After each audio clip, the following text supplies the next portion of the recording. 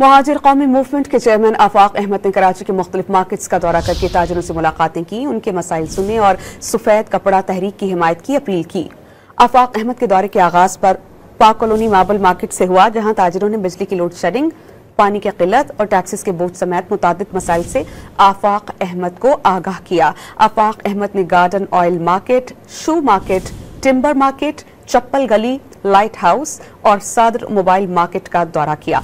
इस मौके पर आफाक अहमद का कहना था कि Sindh building control authority, KDA और दीगर इदारे ठेके पर चलाए जा रहे हैं, जबकि शहरी पानी जैसी बुनियादी सहूलत से महरूम हैं। मुहाजिर कौमी मूवमेंट के चेयरमैन आफाक अहमद ने कराची के मुख्तलिफ मार्केट्स का दौरा करके ताजिरों से मुलाकातें की, उनके मसाइल सुने और सफेद कपड़ा तहरीक की हिमायत की अपील की।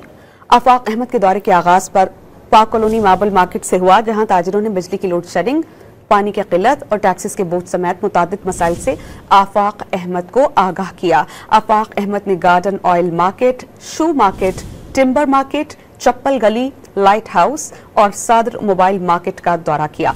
इस मौके पर आफाक अहमद का कहना था कि Sindh building control authority, KDA और दीगर इदारे ठेके पर चलाए जा रहे हैं, जबकि शहरी पानी जैसी बुनियादी सहूलत से महरूम हैं।